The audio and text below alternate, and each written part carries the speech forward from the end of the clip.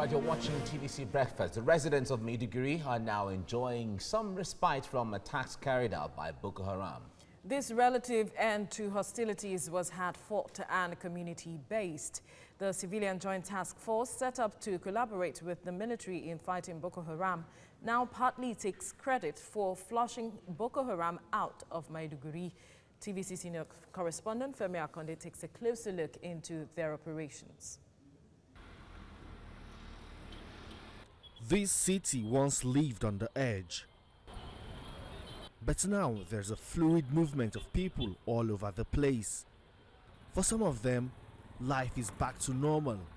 It is business as usual, and the fear that gripped them in those trying times has all but disappeared. They all have stories to tell. They are tales of terror and oppression. I'm here to meet some tough people that defended their communities when the going was rough. They are the Civilian Joint Task Force. We were introduced to Babashe Huganiu, a top commander of this local militia. He led a revolution against Boko Haram, the public enemy #1, and pushed them out of Maiduguri. As we started this work, we gather all the 15 wards, all the youths agree and join us. Then we started by swearing with the Holy Book Quran. If you are a Muslim, you will swear with the Holy Book Quran. If you are a Christian, although you will swear with the Holy Bible, that you will do this work between you and your God, no teaching, no politics, no stealing, no hatred. Those are the conditions that you swear with yourself before you will join that activities. Gambo Kashim is the parent of a 16-year-old boy recruited as a child into the civilian JTF. His son Bamai Kashim now works with him part-time as a vulcanizer. When Bamai was 12, the Civilian Joint Task Force used him to gather local intelligence and identify Boko Haram elements in the community. I joined the civilian JTF at the peak of the killings. We are not trained as fighters. I only assist in running errands, and sometimes we help them man checkpoints. We know the Boko Haram members. We see them. I help the civilian JTF identify them. We do not like their deadly activities. The commander of the civilian JTF took me to the birthplace of Boko Haram in Maiduguri. He tells me how wrong messages and misinterpretations of the Holy Quran spread like wildfire, polluting the gullible minds of youth who turned violent. This whole area is where the Boko Haram ideology started. This is the railway compound, Bayan quarters in Maiduguri. I am told that this debris used to be the mosque where the founder of the Boko Haram extremist group, Mohammed Yusuf, preached and indoctrinated many vulnerable youth to join this deadly sect that ravaged the entire northeast, killing thousands of people and destroying property worth millions of dollars. Back on the streets of Maiduguri, people now feel safe to sit outside and relax, a typical feature of the northern communal lifestyle. And for the kids on the streets, the newfound peace simply means they can come out to play. Femi Akonde, TVC News, Maiduguri, Borno State. All right, joining me now from Abuja is a senior correspondent, Femi Akonde, who just returned from Maiduguri, where he covered the activities of the civilian JTF. Femi, it's good to have you join me right now. Now, you were in Maiduguri and they took you around some of the cities and some of the places where all of these things happened. Can you talk to us what really is at the center of the passion that the civilian JTF exercised and expressed, and also the somewhat success that they achieved? I'll tell you, Michael, that Mike, that the civilian JTF are simply fed up with the killings and atrocities carried out by people they say are members of their community, people they have lived with, who suddenly began to imbibe some kind of doctrines, or they were being indoctrinated by some people with some kind of extremist ideology. And then this turned really bad for the community. And you know, they say when the military came to counter this insurgency, the military, the soldiers don't know who these civilian JTF these Boko Haram members are. And anytime there's a raid on the community, both Boko Haram members and innocent people suffer. So they decided to come out and form just a small group determined to help the soldiers identify these Boko Haram members, so that they'll be able to sift the good ones from the bad ones. From that, it's metamorphosed into a joint task force, people of like minds coming together with just sticks, clubs, machetes to defend the local population, who before that time have resigned to their fate. And then, you know, they gained public trust. The local population believed in them, believed in their guts to stand up to this deadly Boko Haram sect. And along the line, they started getting results, and even the military had to, of course, cut them some slack and even collaborated with them in the fight against the Boko Haram insurgency. And that is why there is a significant amount of progress recorded in the war against terrorism in the northeast region, especially Maiduguri, that was once the hotbed of this extremist insurgency. All right, what kind of support did they receive? At least you spoke to them, they would have told you, in terms of finances, in terms of their welfare, in terms of whatever material that was at their disposal. What kind of support did they receive? Yes, it's a voluntary task force, but the state government along the line started paying stipends to some of the fighters. Again, they also got government attention, but you know, in January this year, a motion was moved on the floor of the House of Representatives by Honorable Mohammed Mongunu, calling on the President and Commander-in-Chief of the Armed Forces to issue an executive order that will allow the civilian JTF to carry light arms. That is according to Section 254 of the Armed Forces Act 2004. But you know, this was opposed by lawmakers because they feel that there will be a proliferation of weapons in that area. But they have been getting so much attention from even the population, because sometimes most of the food, shelter, and basic things they need are provided by the local population whom they have sworn to protect. All right, Femi. They also protect. Yes, Femi, before I let you go now because of time, is it clear what the future of the civilian JTF is at the end of the fight against this insurgency? It is still unclear as we speak, but they are beginning to also consider the future, because as they say, the insurgency is coming to an end. You know, the federal government has declared a technical victory over Boko Haram. They are saying if members of the civilian JTF can be empowered, given vocational skills, some of them have also received some kind of military training, and they feel that yes, they can also be enlisted in the Nigerian armed forces to fight alongside or to serve the country alongside the in military ranks.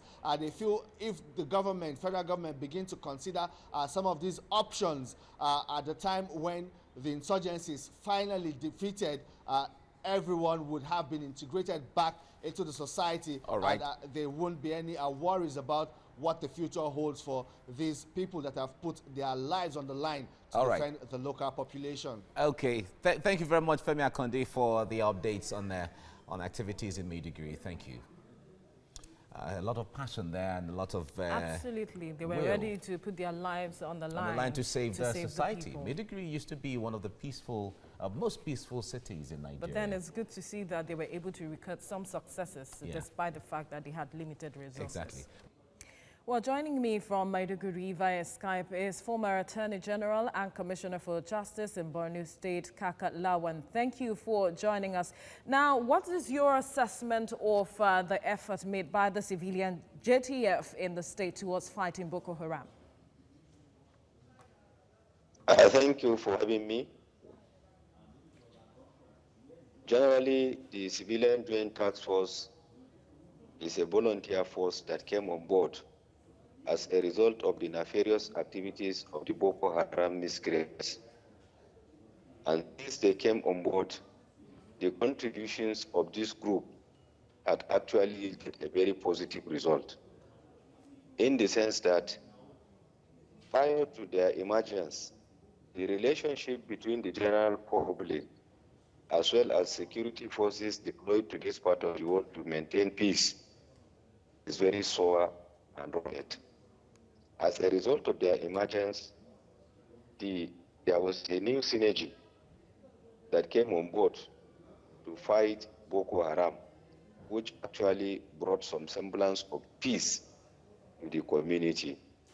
So we actually had a new lease of life where people go about their normal businesses without any hindrance, and they sleep with their two eyes closed.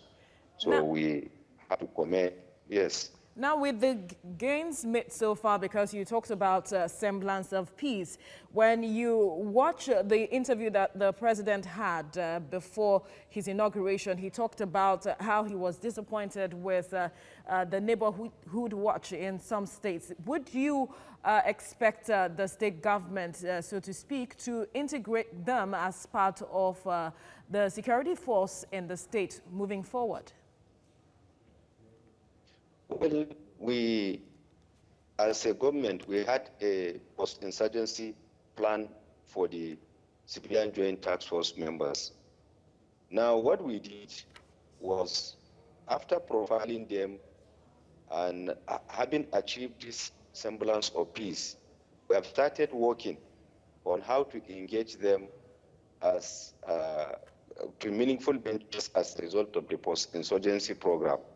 This insurgency, if you could recall, the president visited Borno last month to commission 16 mega industries. These industries are meant for members of the Civilian Joint Task Force. We'll engage as many as possible of them in the upcoming industries. Secondly, we have over 1,000 tractors, new brand tractors, to engage in mechanized agriculture. We also have 50 combined harvesters in the state and other assorted agricultural equipment. These are all geared towards engaging them. We also want to engage them as firefighters, because we have over 60 firefighting machines, new brand, in the state. These are things we are actually bringing on board to engage these people as a result of their contributions towards fight against insurgency. Apart from this, we are also discussing with military and paramilitary to absorb some of them that are very gallant in this war into the mainstream security architecture. So these are things we are doing as a government to bring them on board. All right, thank you for your time, former Commissioner for Justice in Borno State, Kaka Lawan. Really so much going into that activity there.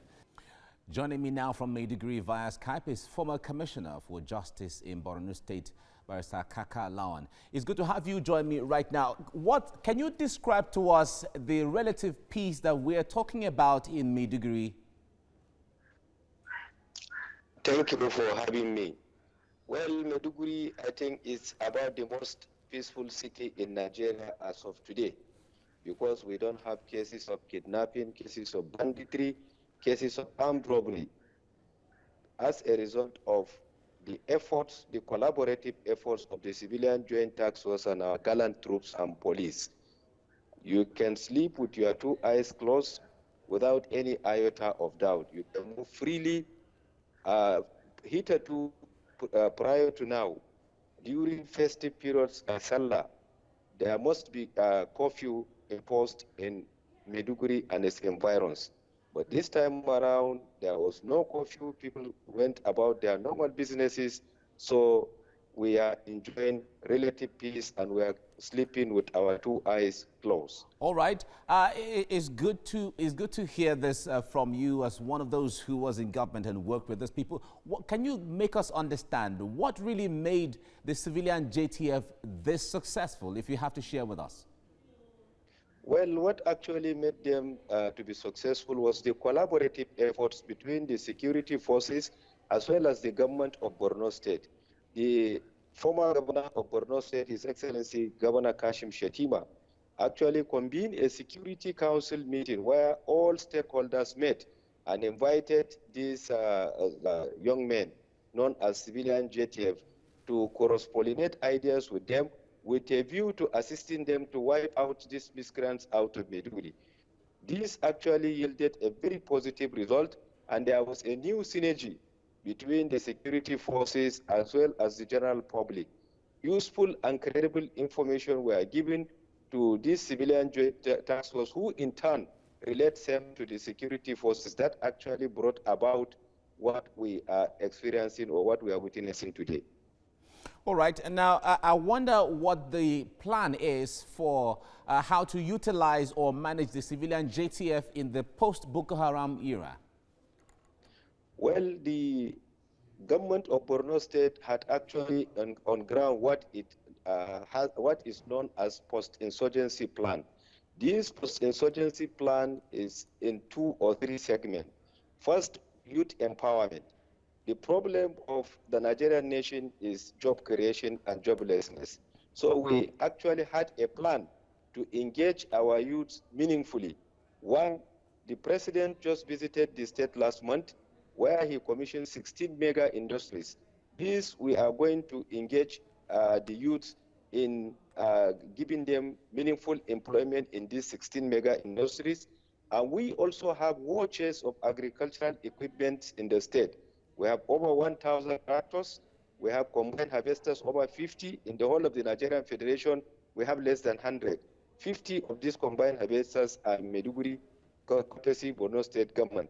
We have mechanized agricultural equipment. So we wanted to engage these youths to become meaningful members of the society. We also want to engage a good number of them as firefighters, because we have over 60 firefighting trucks. Okay. We also want to engage them as vehicle inspection officers. All right. These are the plan we have as post-insurgency plan for Galaxy JTF members, while we also collaborate with federal agencies. That will be quite interesting. Thank you very much, Kakalawan, for letting us know what the future could look like for these people. A former Commissioner of Justice, Borno State, Kakalawan, there talking to us. It's really an interesting one, isn't it? Absolutely. Seeing the lineup of programs for the civilian JTF, but then all right, that's the much we can take on the program today. Yeah, exactly. All right, let's let you know that the views and reaction of our resource persons on the topics discussed today are their views and have no connection with TVC News. Thank you for watching. You can keep up with us on social media using the hashtag TVC Breakfast. All right, let's do this again tomorrow, which is Friday. TGIF Day. Have a great day ahead. Bye now. Bye now.